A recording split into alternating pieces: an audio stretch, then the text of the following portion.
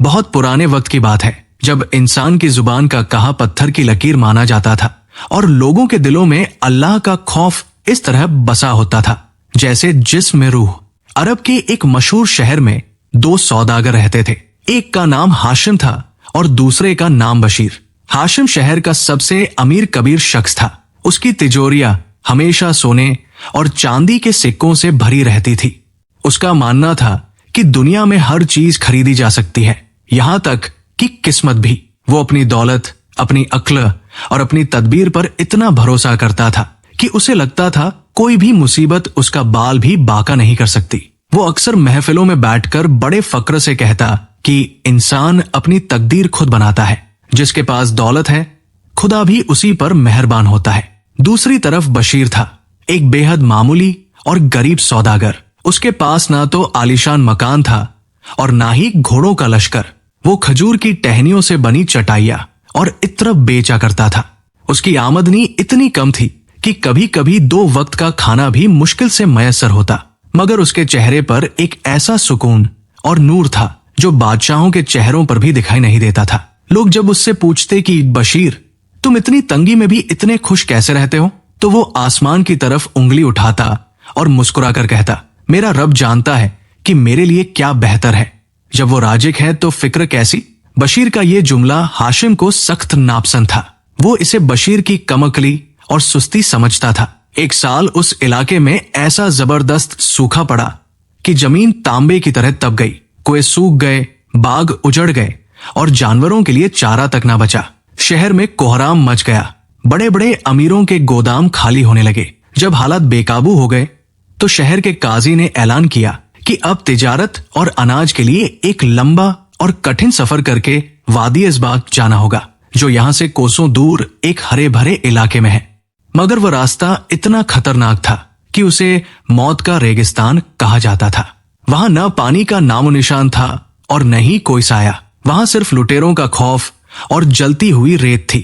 ये खबर सुनते ही हाशिम ने अपनी दौलत के अंबार लगा दिए। उसने शहर के सबसे बेहतरीन और ताकतवर ऊंट खरीदे, पानी के बड़े बड़े मशकीजे जमा किए और अपनी हिफाजत के लिए 50 हथियारबंद सिपाहियों का एक लश्कर तैयार कर लिया।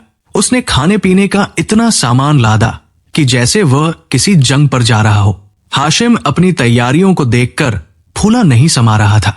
उसने बशीर को बाजार में देखा, जो अपने एक बूढ़े और कमजोर ऊंट की पीठ को सहला रहा था। हाशिम ने तंजिया हंसी हंसते हुए कहा, ए बशीर, क्या तुम इस मरियल ऊंट के सहारे मौत के रेगिस्तान को पार करोगे? अक्ल के नाखून लो। वहां दुआएं नहीं, पानी काम आता है। वहां भरोसा नहीं, तलवारें हिफाजत करती है। अगर चाहो तो मेरे लश्कर के पीछे पीछे आ जाओ, शायद मेरी बची खुची रोटियों से तुम्हारी जान बच जाए। बशीर ने उसकी बात सुनी, मगर जरा भी गुस्सा नहीं किया। उसने बड़े अदब से जवाब दिया, ए हाशिम, बेशक तुमने अपने सामान और असबाब पर भरोसा किया है और मैंने उस जात पर भरोसा किया है जो असबाब का पैदा करने वाला है। मेरा ऊंट कमजोर जरूर है, मगर मेरा यकीन पहाड़ से ज्यादा मजबूत है। तुम अपने पानी के मशकीजों के साथ चलो, मैं अपने अल्लाह के नाम के साथ चलता हूँ। हाशिम ने उसे बेवकूफ समझा और अपने शानदार काफिले के साथ शान से शहर से निकला। लोग उसकी ठाठ-बाट देखकर दंग रह गए।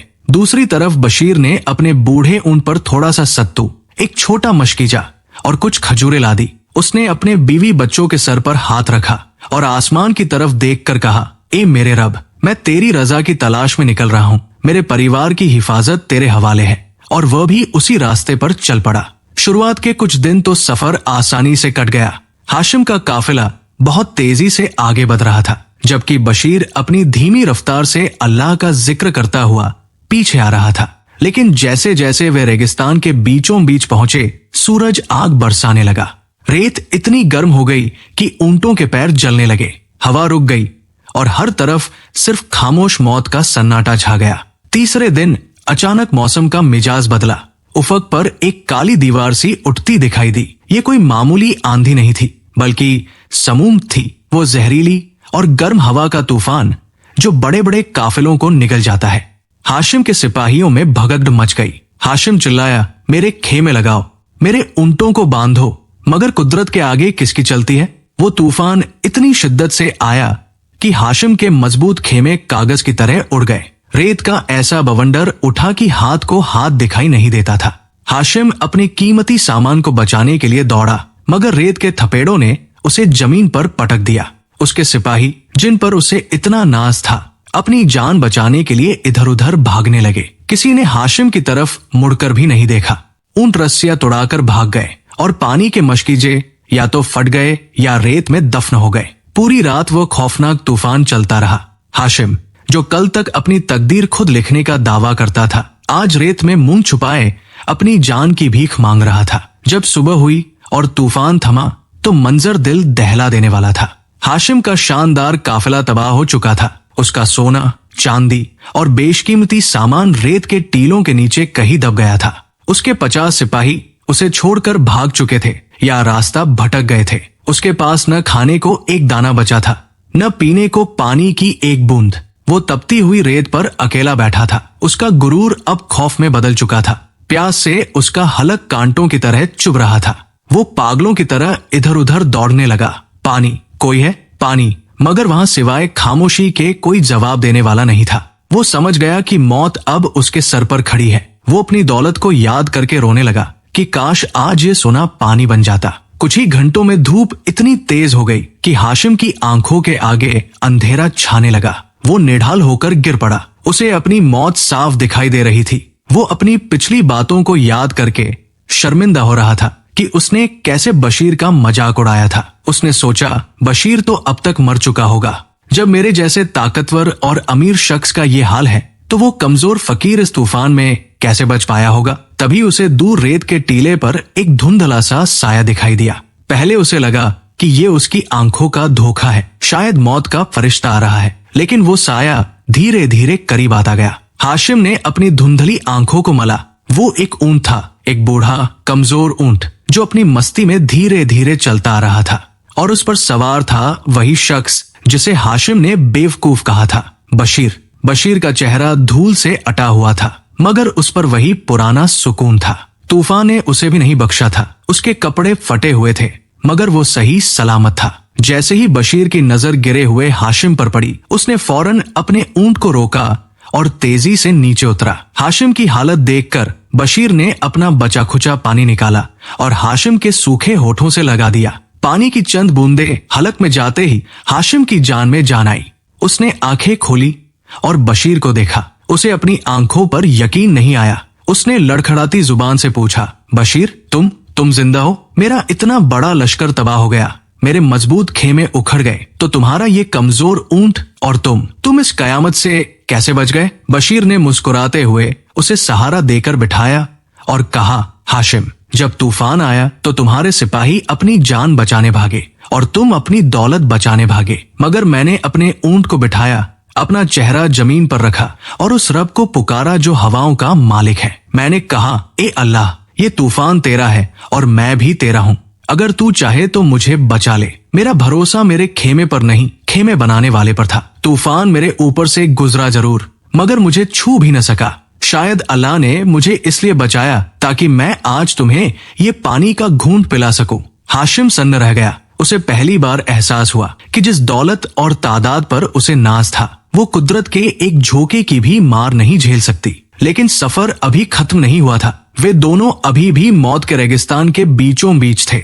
हाशिम के पास अब कुछ नहीं था और बशीर के पास सिर्फ चंद खजूरें और थोड़ा सा पानी बचा था, जो 2 लोगों के लिए नाकाफी था। हाशिम ने घबराकर कहा, बशीर, हम यहाँ से कैसे निकलेंगे? पानी खत्म होने वाला है और वादी इस्बा अभी भी कोसों दूर है। हम दोनों मारे जाएंगे। बशीर ने बड़े इत्मीनान से अपनी पोटली उठाई और ऊंट की नकेल पकड़ी। उसने कहा, हाशिम, मायूस मत हो। जिसने यहाँ तक बचाया है वो आगे भी रास्ता निकालेगा। चलो चलते हैं। वे दोनों पैदल ही तपती रेत पर चलने लगे। हाशिम बार बार आसमान की तरफ देखता और डरता, जबकि बशीर की जुबान पर हर वक्त अल्लाह का शुक्र जारी रहता। दोपहर होते होते गर्मी बर्दाश्त से बाहर हो गई। उनका पानी का कतरा कतरा खत्म हो गया। हाशिम की हिम्मत फिर जवाब देने लगी। वो रेत पर बैठ गया और बोला, अब और नहीं चला जाता बशीर, बस यही मेरा अंत है। देखो, चारों तरफ सिवाय रेत के कुछ नहीं। हम प्यास से तड़प कर मर जाएंगे। बशीर ने उसे उठाने की कोशिश की, मगर हाशिम ने इनकार कर दिया। तभी बशीर की नजर दूर एक अजीब सी चीज पर पड़ी। उसे लगा कि कुछ परिंदे एक खास जगह पर मंडरा रहे हैं। बशीर ने कहा, हाशिम उठो, देखो वहां परिंदे हैं। जहां परिंदे होते हैं वहां जिंदगी होती है। हाशिम ने हताशा से कहा, वो मृग तृष्णा है, नजर का धोखा है, वहां कुछ नहीं है। मगर बशीर का यकीन अटूट था। उसने हाशिम को कंधे का सहारा दिया और घसीटते हुए उस तरफ ले चला। बशीर कह रहा था, अल्लाह अपने बंदे को कभी बेयारोम ददगार नहीं छोड़ता, बस यकीन शर्त है। जैसे जैसे वे करीब पहुंचे, उन्होंने देखा कि वो कोई नखलिस्तान नहीं था, बल्कि एक पुराना खंडहर हो चुका कुआं था, जिसके पास एक सूखा हुआ पेड़ खड़ा था। हाशिम ने कुएं में झांका और अपना सर पीट लिया। कुआं पूरी तरह सूखा पड़ा था, उसमें सिवाय धूल के कुछ नहीं था। हाशिम रो पड़ा, देखा, मैंने कहा था ना, ये सब धोखा है, अब हमारी मौत पक्की है। लेकिन बशीर के चेहरे पर शिकन तक न आई। उसने कुएं की मुंडेर पर हाथ रखा और आंखें बंद कर ली। वो कुछ बुदबुदा रहा था। फिर उसने हाशिम से कहा, हाशिम, क्या तुम्हारे पास कोई रस्सी या डोल है? हाशिम ने झुंझलाकर कहा, पागल हो गए हो क्या? कुआं सूखा है, इसमें डोल डालकर क्या रेत निकालोगे?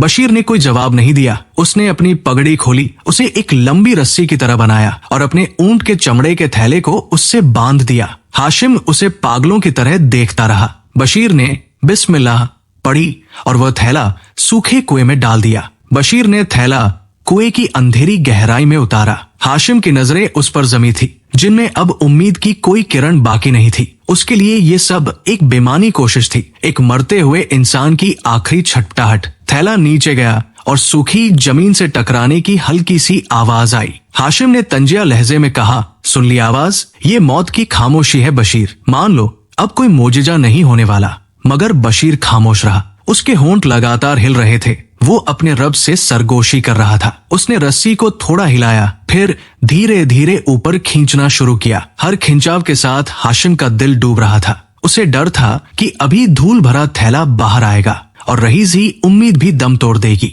लेकिन जैसे ही थैला कुएं के मुहाने पर पहुंचा, एक अजीब सी चमक हाशिम की आंखों में कौंध गई। थैला गीला था, उसमें से पानी टपक रहा था। हाशिम की चीख निकल गई, पानी? ये कैसे मुमकिन है? वो झपटकर आगे बढ़ा। बशीर ने थैला बाहर निकाला। वो लबालब ठंडे और साफ पानी से भरा था। हाशिम ने बिना सोचे समझे मुंह लगा दिया और गटगट करके पीने लगा। पानी इतना मीठा और ठंडा था जैसे जन्नत की किसी नहर से आया हो। जब उसकी प्यास बुझी तो वो हांफते हुए पीछे हटा और हैरत से कुएं में झांकने लगा। कुआं अब भी अंधेरा और गहरा था, मगर नीचे पानी की एक बारीक सी लकीर चमक रही थी। हाशिम ने बशीर की तरफ देखा, जो अब भी सजदे में पड़ा अल्लाह का शुक्र अदा कर रहा था। हाशिम के दिल में एक अजीब सी हलचल हुई। उसने पूछा, बशीर, ये कुआं तो सूखा था, मैंने खुद देखा था, फिर ये पानी कहां से आया? बशीर ने सजदे से सर उठाया। उसकी आंखों में आंसू थे। उसने कहा, हाशिम, कुआं तो सिर्फ एक जरिया है। पानी कुएं से नहीं, अल्लाह के खजाने से आता है। जब इंसान के सब दरवाजे बंद हो जाते हैं और वो सिर्फ एक दरवाजे पर दस्तक देता है, तो पत्थर से भी चश्मा फूट पड़ता है। ये पानी मेरे यकीन का इनाम है। हाशिम उस दिन खामोश हो गया। उसका बरसों पुराना गुरूर, उसका अपनी अक्ल पर भरोसा, सब उस एक घूंट पानी के साथ बह गया था। सफर फिर शुरू हुआ। अब उनकी मंजिल करीब थी। वादी अस्बा की पहाड़ियां दूर दिखाई देने लगी थी, लेकिन इम्तिहान अभी बाकी था। अगले दिन जब वे एक तंग घाटी से गुजर रहे थे, अचानक चट्टानों के पीछे से शोर उठा, रुक जाओ, जो कुछ है रख दो, वरना जान से जाओगे। हाशिम का दिल हलक में आ गया। 10-12 खूंखार लुटेरों ने उन्हें घेर लिया था। उनके हाथों में नंगी तलवारें चमक रही थी और चेहरों पर वहशीपन था। ये वही लुटेरे थे जिनका खौफ पूरे अरब में फैला था। हाशिम कांपने लगा। उसके पास तो अब लुटाने के लिए कुछ बचा ही नहीं था। वो गिड़गिड़ाने लगा, मेरे पास कुछ नहीं है, मैं सब कुछ रेगिस्तान में खो चुका हूँ, मुझे जाने दो। लुटेरों का सरदार, एक हट्टा कट्टा और डरावना शख्स, आगे बढ़ा और हाशिम के फटे हुए कपड़ों की तलाशी ली। जब कुछ नहीं मिला तो उसने गुस्से में हाशिम को लात मारी और बशीर की तरफ बढ़ा। बशीर अपने ऊंट के पास खामोशी से खड़ा था। सरदार ने बशीर से कड़क कर पूछा, ए फकीर, तेरे पास क्या है? निकाल जो कुछ छुपा रखा है। बशीर ने बिना किसी डर के बड़े इत्मीनान से अपनी पोटली खोली और उनके सामने रख दी। उसमें चंद खजूरें, एक पुराना कंबल और वही पानी का थैला था। लुटेरों ने ठहाका लगाया। सरदार ने हंसते हुए कहा, बस इतना ही? अपनी जान की कीमत बस इन सूखी खजूरों से लगाओगे? बशीर ने उनकी आंखों में आंखें डालकर कहा, मेरे पास दुनिया का माल तो बस यही है, मगर मेरे पास एक ऐसी दौलत है जो तुम्हारे खजाने से भी ज्यादा कीमती है। सरदार की हंसी रुक गई। उसने हैरानी से पूछा, वो क्या है? कहीं सोना या हीरे छुपा रखे हैं? बशीर ने अपने सीने पर हाथ रखा और कहा, ईमान और तवक्कुल, जो मुझे तुमसे नहीं डरने देता, क्योंकि मेरा यकीन है कि मेरी मौत और जिंदगी तुम्हारे हाथ में नहीं, मेरे रब के हाथ में है। तुम मेरा माल ले सकते हो, मेरी जान ले सकते हो, मगर मेरा सुकून नहीं छीन सकते। लुटेरों के लिए ये एक नई जुबान थी। वे हमेशा लोगों को अपने सामने गिड़गिड़ाते और रोते देखते थे। मौत के सामने इतना सुकून उन्होंने कभी नहीं देखा था। सरदार कुछ देर बशीर को घूरता रहा। उसकी तलवार वाला हाथ नीचे हो गया। एक अजीब सा रोब था उस दुबले पतले शख्स में। सरदार ने तलवार म्यान में डाली और अपने साथियों से कहा, इसे छोड़ दो। जिसके पास खोने का डर न हो उसे कोई नहीं लूट सकता। और ये दूसरा हाशिम, ये तो पहले ही अपनी रूह बेच चुका है, इसे भी जाने दो। लुटेरे वहां से चले गए और हाशिम बुद्ध बना खड़ा रहा। उसे यकीन नहीं आ रहा था कि वे बिना खरोंच आए बच गए। उसने बशीर का हाथ पकड़ लिया और रोते हुए बोला, बशीर, आज तुमने मुझे दूसरी बार बचाया है। पहले तुम्हारी दुआ ने पानी दिया और अब तुम्हारी हिम्मत ने जान बचाई। आखिर तुम्हारे पास ये कौन सा जादू है? बशीर ने मुस्कुरा कर कहा, ये जादू नहीं हाशिम, ये तवक्कुल है। जब तुम मान लेते हो कि अल्लाह के सिवा कोई नफा नुकसान का मालिक नहीं, तो फिर पूरी दुनिया का डर तुम्हारे दिल से निकल जाता है। तुम सिर्फ दुनिया के बादशाहों से डरते हो, मैं बादशाहों के बादशाह से डरता हूँ। शाम ढलते ढलते वे वादी इस्बा पहुंच गए। वो जगह वाकई जन्नत का टुकड़ा थी। हरियाली, मीठे पानी के झरने और फलों से लदे हुए पेड़। शहर के दरवाजे पर पहुंचकर हाशिम और बशीर अलग हो गए। हाशिम अपने रिश्तेदारों को तलाशने चला गया ताकि मदद मांग सके, जबकि बशीर ने सीधा मस्जिद का रुख किया। उसने सबसे पहले अल्लाह के हुजूर शुक्र का सजदा किया। बशीर ने शहर में अपना छोटा सा कारोबार शुरू किया। वो जंगलों से जड़ी बूटियां लाता और बेचता। उसकी ईमानदारी और नेकी ने जल्द ही लोगों के दिलों में जगह बना ली। लोग कहते कि इस अजनबी के हाथ में शिफा है और जुबान में तासीर। दूसरी तरफ हाशिम, जिसके पास कोई हुनर नहीं था सिवाय दौलत के रौब के, अब वो दर-दर की ठोकरें खा रहा था। उसके रिश्तेदार जो कभी उसकी दौलत के आगे बिचते थे, अब उसे पहचानने से कतराते थे। कौन हाशिम? वो अमीर सौदागर? तुम तो एक भिखारी लगते हो। ये सुन सुनकर हाशिम का दिल छलनी हो गया था। उसे समझ आ गया था कि दुनिया के रिश्ते सिर्फ मतलब के होते हैं। कुछ महीने गुजरे। बशीर की बरकत से उसका काम चमक उठा। उसने न सिर्फ अपनी गुजर बसर का इंतजाम किया, बल्कि वो गरीबों की मदद भी करने लगा। एक दिन बशीर बाजार से गुजर रहा था कि उसने एक कमजोर बीमार शख्स को सड़क किनारे बैठे देखा। उसके बाल बिखरे हुए थे और कपड़े तार तार थे। बशीर ने गौर से देखा तो चौंक गया। वो हाशिम था, वही हाशिम जो कभी सोने के बर्तनों में खाना खाता था, आज लोगों के आगे हाथ फैलाने पर मजबूर था। बशीर का दिल भर आया। वो दौड़कर उसके पास गया और उसे गले लगा लिया। हाशिम ने उसे पहचानने की कोशिश की और शर्म से नजरें झुका ली। बशीर, मुझे माफ कर दो, मैं इस लायक नहीं कि तुम मुझसे बात भी करो, हाशिम सिसकते हुए बोला।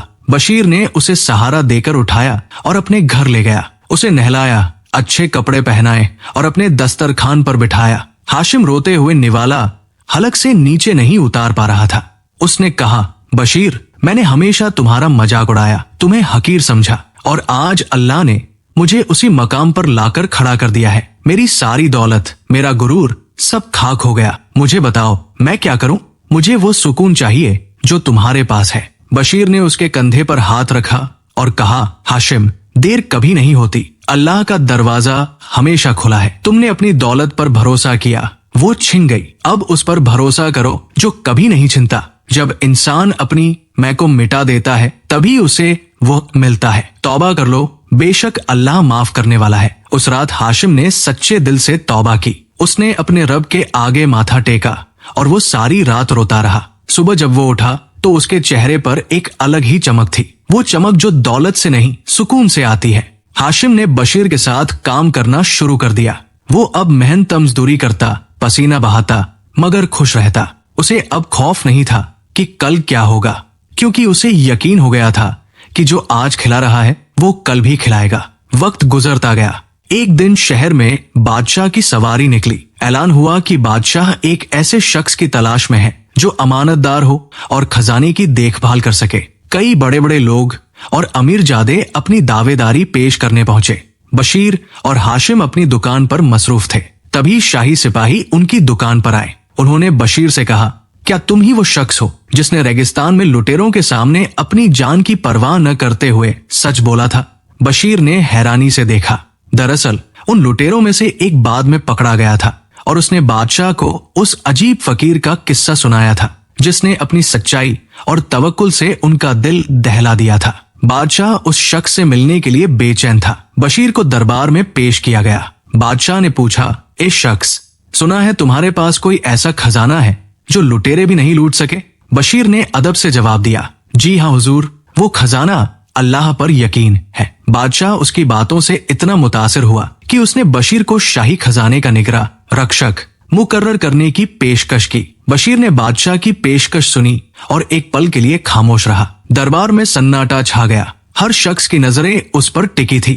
लोग सोच रहे थे कि ये मामूली सौदागर फौरन हाँ कर देगा और शाही लिबास में लिपट जाएगा, मगर बशीर ने मुस्कुराते हुए सिर झुकाया और कहा, बादशाह सलामत, आपकी इज्जत अफजाई का शुक्रिया, मगर मैं एक परिंदे की तरह हूँ जो अपनी आजादी और अपने रब के दिए हुए थोड़े से दाने में खुश रहता है। शाही खजाने की हिफाजत एक बहुत बड़ी जिम्मेदारी है और मुझे डर है कि कहीं सोने की चमक मेरे यकीन की चमक को धुंधला न कर दे। मेरी दौलत मेरा सुकून है और मैं उसे किसी भी कीमत पर खोना नहीं चाहता। बादशाह सन्न रह गया। उसने आज तक किसी को ओहदा ठुकराते नहीं देखा था।